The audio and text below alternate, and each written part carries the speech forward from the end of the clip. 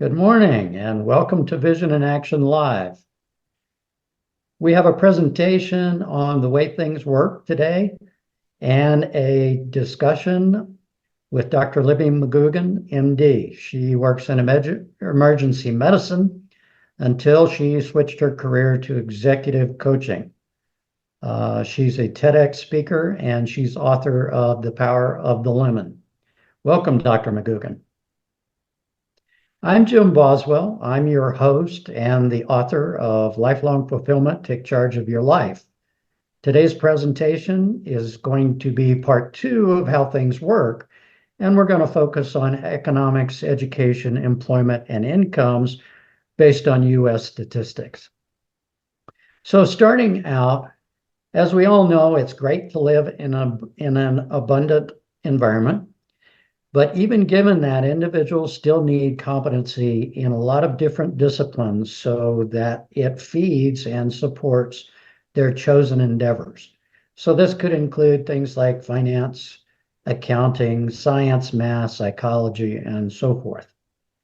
And these areas may not be very high on your personal priority list, but I want you to consider the fact that some competency in these areas contribute to the success of your priority. It's important also because of unintended and intended impacts in these areas. Number one, unintended, it's about reducing the risk of things you don't know about and their impact on what you are trying to accomplish. In terms of intended impact, it gives you greater competencies in other disciplines that actually supports your objective in your chosen endeavors. So as a consequence, a wise person really makes the effort to know at least some basics in these areas. So we're going to look at some of the ways that things actually work, and this will be part 2 of that whole presentation. So in summary, we're going to look at U.S. economics as a starting point. This is statistics from 2010, when the U.S. population was about 309 million people. As of the census here, you see on the left-hand part of the column, there's over 80 million families represented in this survey, and all of them reporting incomes from $0 to $200,000 per year. And so we want to focus on this to give you an idea about how this economy works. So if you look on the left side of the graph, you'll see that the vast majority of the population is really from the center point of the graph and going to the left.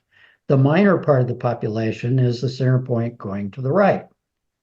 If you look at dollars in terms of the left-hand column is in terms of dollars per month. If you look in the far right, you'll see that spike at the end.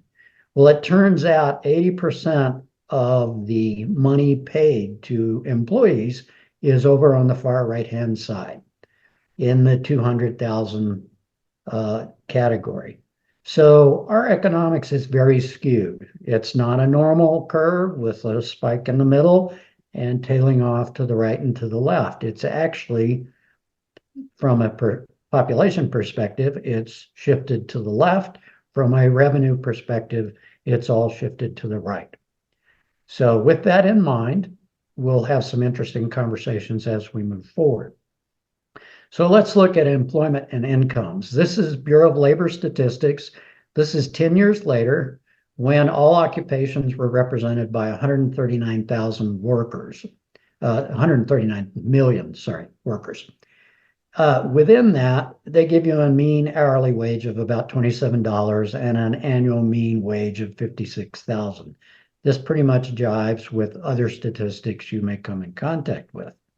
So let's look at the outliers. At the lower end of the economic spectrum would be things like cooks and fast food operations, where it only employs, out of that 135 million, only about 500,000.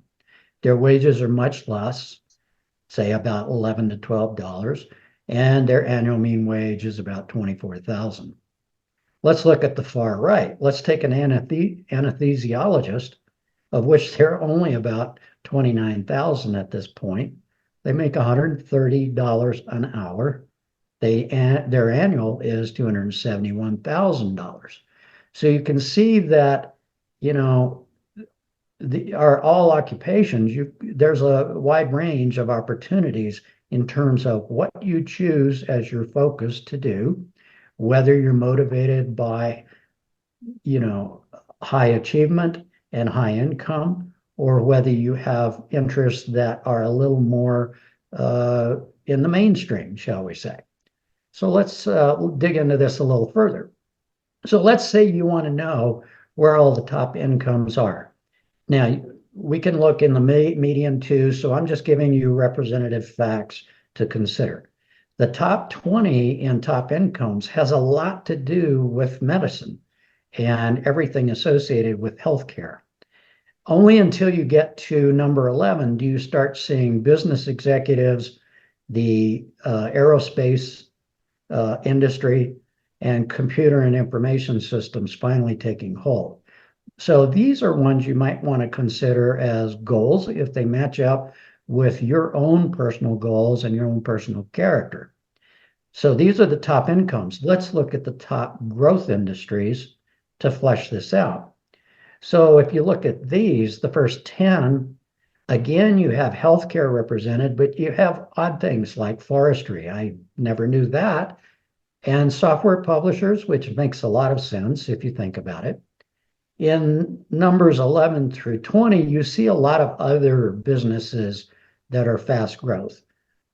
Consulting services, data processing, administration, warehousing, professional and scientific and technical services, and guess what? Education, elementary and secondary schools, and junior colleges through professional schools. So let's move to the next slide and talk about how this all fits together.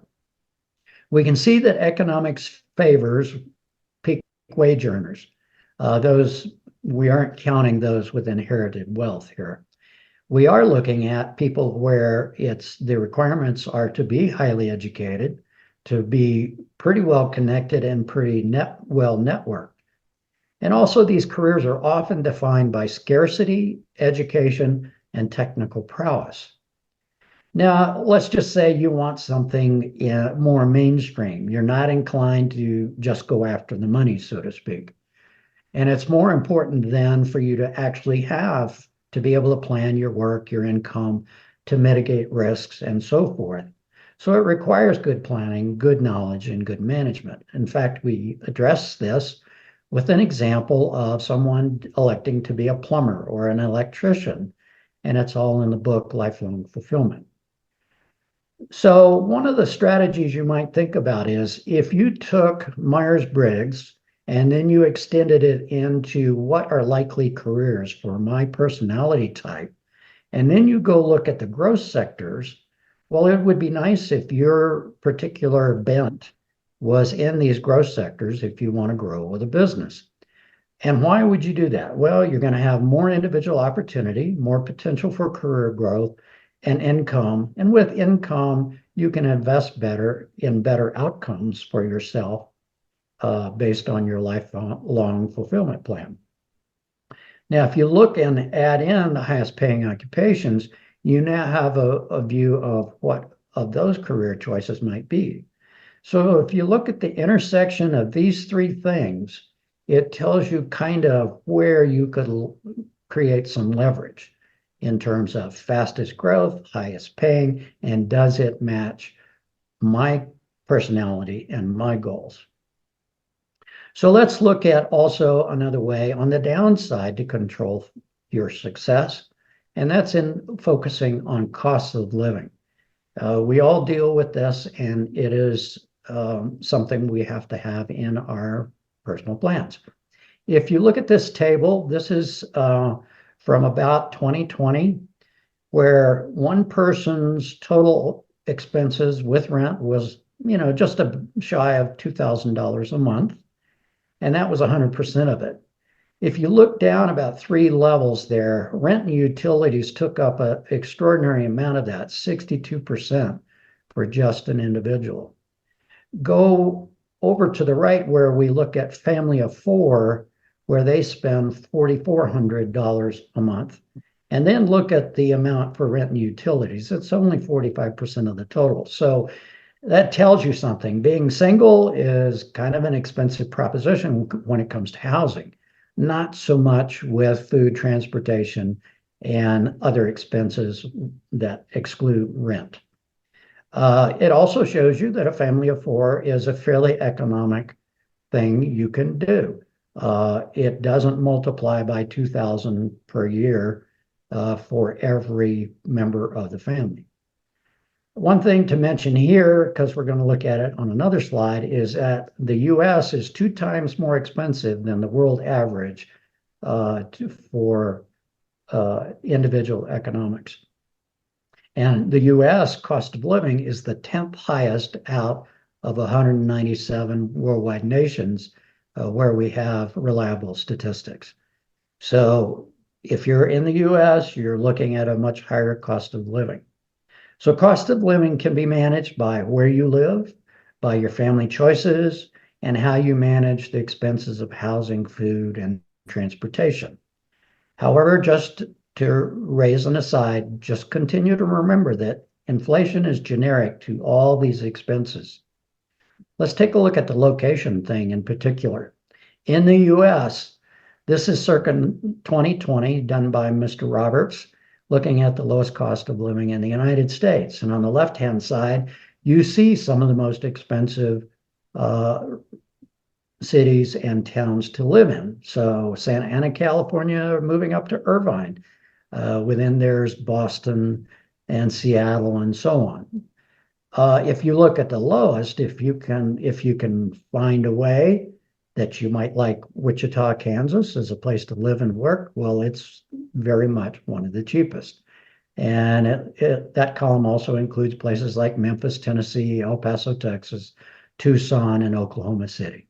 So considering where you want to live, or if you can live abroad, it might be even cheaper than what we're actually seeing here.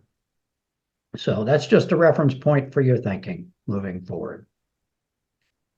So summing this up, there's still going to always be lots to learn throughout your life. So continuous education is pretty much an important mandate for every individual. Your education and career choices determine your income and the outcomes of your efforts. So we're trying to provide some background information for you to use and to explore relative to what you decide to do. And again, the expenses, these are choices you have and disciplines that you can exercise to keep those in proper proportion. So prosperity is kind of a balanced condition between your income and your expenses. And it will change over time as you grow in knowledge and capability, and especially knowing how these things work and what resources are available to you for you to explore on your own personal initiative. So more and more of this is also available on lifelongfulfillment.com, and you're welcome to use those resources at your leisure. So now's the time in our meeting when we entertain perspectives of people living self-directed lives and point solution experts. Please join me in welcoming Dr. Libby McGugan, MD. After a career in emergency medicine, she is now an executive coach focused on inner success. And she's a TEDx speaker and also the author of The Power of the Lemon. So she has some important information to share with us today. Dr. McGugan, welcome to Vision in Action Live. We're happy to have you here. Oh, thank you, Jim. It's a pleasure. Pleasure to meet you. Great, great. So maybe, that was a fairly brief introduction. Maybe you would like to acquaint us with a few more facts about you, your work, and your focus that I might not have touched on. Okay, sure. Well, where to start? Yes, I am a coach, and I tend to work with business leaders, executives who are looking in a new direction. And I came to this really after a very unexpected change in my life. I had career in medicine, which I loved. I was in emergency medicine. I think you call it an attending consultant over here. But I was in medicine for 20 years. But along the way, I kept meeting people who were improving against the odds with conditions that medicine couldn't cure. So I got really interested in what it was that they were doing. And eventually, the job was so busy, I didn't have the headspace really to investigate. So I left my job Hmm. to find out more. And I learned from these amazing people who were recovering from extraordinary health challenges, learned from what their approach was and uh, how they were dealing with their challenges. And that really opened me up to the power of the mind and the power of our focus. And from that place, I guess it took me into learning from athletes, elite athletes uh, who knew how to be in the zone for their performances. It took me into psychology, philosophy, physics, um, and really into learning from people who had found a new way of being that was very much in harmony with themselves and with life. So I guess you could call this really connecting with your true nature. Okay. And that's really what I focus on with people to help them connect with who they really are before all of their thinking. And it's incredibly powerful. So yeah. Okay. So maybe you can tell us, kind of at a high altitude view about what you think the secrets to the fulfilling life entail. Yeah, I think finding who you really are, who you truly are before all of this assumptions that you have about yourself. So by that I mean connecting with the part of you that is innately peaceful, innately creative, and where you'll find your source of replenishment, innate well-being, and you'll find all of that. It's not in your thinking; it's actually kind of before psychology. So Hmm. it's directing people, it's getting people to really understand where their experience comes from and their relationship with thought, how that shapes their experience, and getting them past that really to have the experience of feeling that they are themselves. So it's an inner sense of peace and being naturally who you really are and being free to express that, I see. I Yeah. guess. Yeah. Yeah. So Yeah. and it takes away it helps people get past the limiting assumptions that hold us back and that keep us stuck and um that that don't allow us to grow and express ourselves in the way that is right and natural for us. As I see it, everybody here is here for a reason. We all have something to contribute.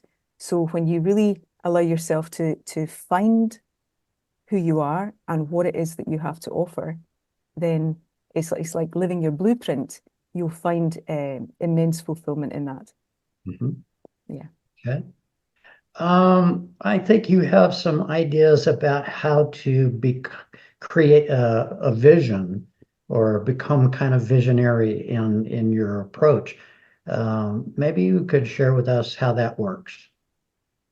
Yeah, I think it really helps to get a clear idea of the version of yourself you would like to be.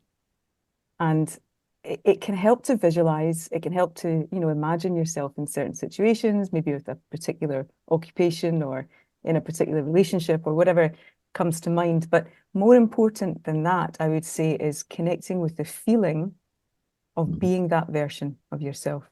Because when you get to that level of experiencing the feeling, you're really connecting with the energy of who you are as that version of yourself. And that's very powerful. And it's almost like setting the coordinates for where you're going to go. It gives you a direction of travel that's actually very powerful. So I would say to people that if you're envisioning your future in a way that you would prefer, find the feeling of it and try to embody that, to move around in that, and Mhm. allow yourself to acclimatize to becoming that version of yourself because it already exists. Right. So if I came to you for help about getting that vision, I normally would come there with a lot of life history. I have my own thoughts. I may have a gut that drives what I do as opposed to, the more factual approach to things. How do you make that transition? Because it sounds like it might be kind of hard. Yeah, and it does take practice because what tends to trip us up is exactly what you said. You come with your own thoughts, you come with your own assumptions about who you are and what you can and can't do. So I would say we would start with getting a very clear relationship with thought and a clear understanding of what thought is Hmm. and how to work with it in the best way so that you can begin to shape yourself and your life in a direction you prefer. So it's like, you're the artist and thought is your paint and the world your canvas. You can shape things in a way when you begin to hone your focus in a direction you prefer. But that also involves noticing and releasing and letting go of those assumptions that are holding you back. And that does take practice. No Hmm. question. Yeah. Yeah. Okay. There's another concept I think that you articulate called true connections. Maybe you could review that for us. Yeah. True connection, really, as I see it, is connecting from your true nature. So it's when you drop into that space of um, natural peace and uh, openness, availability, you're connecting with other people from a place that's not inside your head. So you're not strategizing, you're not thinking about what they're saying, you're not thinking about what you're going to say in return. It's actually, um, it's almost like dropping into your heart, Hmm. where you can feel a connection with them, and it's noticing the similarities. We're both human, we're both um, we both have a life force within us that's the same thing. We may be different in our expressions, but ultimately we're connecting with a different version of ourselves as we meet people. And seeing people on that level takes away the differences and um, the suspicion and the competition and all that stuff that doesn't tend to help. So yeah. Right. Right. Okay. Um, in doing this kind of mental change, you're working with business executives, and I'm being an ex-business executive, I sort of understand that. We're a tough bunch to coach, in my Yes. opinion. Yes, sometimes. Although I don't know, I feel maybe it's just the people I'm meeting. I think that's changing. I think you're absolutely right. And I think that comes from a long time of developing a very strong intellect and a very well developed mental structure, which we need for the strategizing and the goal setting of business. We need all that, absolutely. But what this work does is it points you to what's beyond that, to what's outside of that. So you could say it's like helping people shift from living in a bubble of knowledge and a huge amount of knowledge they've accumulated over Hmm. their years of experience into wisdom. And it's wisdom is like the next level out, which, as you put it, I love how you describe listening to your gut instinct in your book. It's talking about that, is that there's another level to us that has access to more information that's really valuable and really helpful in practical ways, particularly for decision making. So it's getting people to connect to that level of themselves um, is helpful in business. It's also, I think, it's going to help reshape the direction of travel for business and move it out from being concerned only with the bottom line Hmm. into what actually matters are the people here and how they feel and how we can support them and the connections, authentic connections within a company and with our clients and in with society in general. So it's a much more connected, compassionate, collaborative approach than perhaps the traditional business model. Right. Right. Well, to expand on that a little bit, I think all of us grow up and get to say our early 20s, and we carry a lot of opinions around and indoctrination we've gone through and directions our parents have thrown us into. And I personally found that I had strong gut feelings about things, but I didn't trust it. And there's a guy named Dr. Kahneman who does behavioral psychology that points out that he thinks our brains, there's part of our brain that is really about survival, and it's called the system one brain, and it's very emotional, it's very instantaneous, and that's kind of that gut, if you will. And that the system two brain is much slower. It's a little bit lazier, so it's kind of hard to get it enacted. But it's the one that deals with facts and proof and logic and brings you to maybe a higher level of performance. Um, does that jive with anything you're thinking?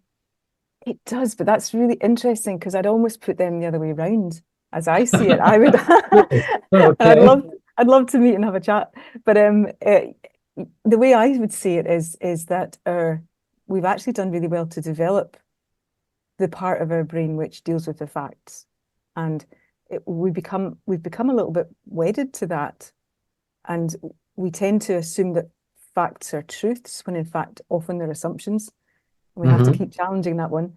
Right. But more importantly, I would say that the gut feel, the gut instinct is actually something we've not given enough attention to. And if you listen to that, it's a subtler signal. It's a subtler part of us to listen to. But once you tune to it, it to me, it never lets you down. It's always been the facts might say something, Yes. but my gut says no, do this instead. And if I trust my gut, it works. Okay. So to me, I would just see that a little bit differently in the sense that I'm relating the gut instinct to the bigger part of us that is, you could say, your wisdom that has access to more information than our personal minds do, Mm-hmm. if that makes sense. Yeah. Yeah. So, there's also a thought process about the continuum of happiness moving through to fulfillment, moving through to wisdom. Mm. And is there part of that continuum that you focus on, or is it everything in there?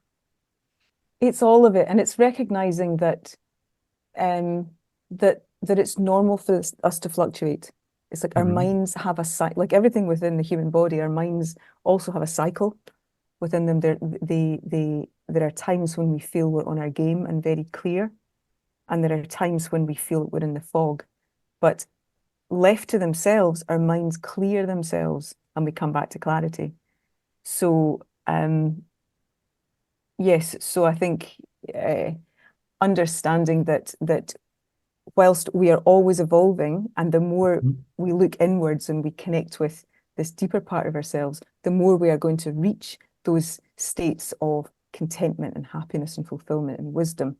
But the direct path, as I've discovered it myself, and I've learned from lots of different people to find this and practiced it, is actually when you drop thinking.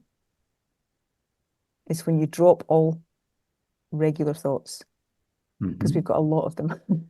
And when your mind actually settles down, it's like the direct path to wisdom, because immediately you're open, you're available, you have access to higher quality thinking that drops Mhm. in, higher quality solutions, more creative ideas. So it's, to me, yes, we fluctuate because that's the nature of our minds day to day, but the trajectory is upwards, and the direct path in any moment to access peace, contentment, happiness, wisdom is to drop our thinking, even if it's just for a moment, and Okay. open up. Yeah. Right. Okay. Um, One of the things I think you articulate is the idea of why simply trying things may not work. Yeah. That sounds a little revolutionary, so please explain. Yes. It's really, I'm sure you've had this experience where you're trying to figure something out, you're trying to make something work, and it's just not happening. So when when what we're conditioned to do and what we've been taught to do, I think, through a lot of our education systems, is to think analytically about most problems in life. So if we're trying to fix a problem and we don't have the answer relatively quickly, we tend to think harder to get the Mhm. answer. Yeah. But what that does is it tends to frustrate you. So how you feel begins to dip because you're not finding the answer. And when you feel worse, your state of being shifts. So you end up, it changes your physiology. You actually shut down within yourself. If you get more stressed about not finding the answer, what happens is your sympathetic nervous system kicks in, the blood supply to your prefrontal cortex drops, so your decision-making center is not as online as it should be. Your heart rate goes up, all these things. You can feel quite stressed quite quickly if you're trying to find the answer or fix something and you can't do it. So what I'm suggesting is that the answer is actually the opposite. It is to let go and to put it down. And we know this because often the answers drop in if you're driving or if you're in the shower or doing the dishes, and you're not trying to figure something out. It's when you open up to, you relax your mind and allow more space in there. You've got space for the answer to land. You won't Good. hear it. You're not hearing it if you're focused on one line of thought, which is essentially, I can't fix this. I can't figure this out. So if you're focused on that, you're not going to see it. You're not going to see the answer, which is right there. So it sounds like putting too much effort into trying is actually counterproductive. Yeah, I would say so. I mean, it's not that we sit back and don't do anything. Of Right. course, you have to act, but I guess what I'm pointing to is that there's a place that we act from that is most efficient. And that is when we feel like we're clear-minded, that we feel that we're you know, we are more open. When we feel tense or frustrated and we Mhm. keep trying from that space, we're less likely to get the answers. We're just going to feel worse. I see. So yeah. Um, so in the realm of, self-help and so forth, what do you see as higher quality solutions that people might want to focus on? For them, for their own lives or Well, uh in your practice, what do you see as high quality solutions that you find really effective? yeah, I mean, I think that's the thing. It's the work that I do with people points people to their own wisdom. It points people to that space within them where they find the answers for themselves. So I don't offer what the solution will be, they discover that themselves. Uh, But what they will find is that the quality of their solutions or the quality of their thinking goes up when when they when they practice connecting with this space and they let go of their thinking and allow uh, a better perspective, a better solution to drop in. And the difference is in just what we're speaking about before. If you're trying hard to mhm. figure something out, Yeah. there's an effort and there's a bit of frustration in that. Whereas when you're open and available and the answer occurs to you, there's more of an effortlessness to that. Mhm. So it helps people really kind of live more in a flow state where it's just solutions land for them more effortlessly. Mhm. Uh, and that is hugely satisfying. It's a very fulfilling experience to suddenly have the light bulb go on. Yeah. Sounds interesting. Must be Mhm. fun coaching somebody to get them to do that if Yeah. they don't have those skills already or think that way. Yeah. It is. And you'd be amazed at people who I have to watch my thinking because I can't let my assumptions of, well, why would IT specialists or engineers be interested in this? Because they're very logical and very analytical. Um, but it's amazing. everybody is human and everybody knows the experience of feeling at peace with themselves, and they know the experience of feeling connected. And most people are looking for that, actually, at the end of the day. Yeah. Yeah. Sounds like you're good at removing roadblocks so the mind can do what it's designed to do anyway. Yeah. Yeah. Well, all I do is I point people to the door and they they walk through it. That's it. But it's a lot of fun. It's very, I have to say, I'm so fulfilled with this work because you can see people change physically from Mhm. having a level of tension within them or stress from focusing on certain addictive thinking patterns to when that begins to dissolve and they look younger, they've got more energy. One lovely client I worked with once said, I don't know what to do with all my spare time now that I'm not worried about everything. So it's, things like that actually are very satisfying to see people enjoy being themselves and relax into that, and Right, express themselves fully. Yeah. right. Yeah. Okay. All right. Well, we're kind of coming to the end of our time. I wanted to ask if you had any final comments for our audience, or any comments on lifelong fulfillment that you can share with us. Yeah, I mean, I love the first two main points that you point to in your book. Believe in your innate identity. I love that because that's what I'm speaking about. It's getting people back to Mhm. their innate, their true nature, who they really are before all the layers of assumption pile on. And to me, that's where you find fulfillment. And also listening to your gut is, just to begin to notice that a bit more and to trust it a little bit more, just with, start with small things. But I think those are two very powerful pieces of advice um, for your readers, and I would wholeheartedly agree with them. Absolutely. Okay. So, if people want to reach out to you, how would they get in touch with you? Sure. Well, I'm on LinkedIn. Dr. Libby is my Dr. Libby McGugan. I think it's my full name on there, and also my website is just my name. Is it's libbymcgugan.me. So it's on the web, and there's Mhm. also access to a paper that I've written recently on inner success, so a framework for inner success for business leaders, which kind of collates a lot of evidence that has recently appeared around the importance of well-being at work and how that improves your performance. Right. Yeah. And The Power of the Lemon, is that on Amazon, or how would people reach it? Yes, it's on Amazon. I've got a little copy here, haven't I? It looks like this.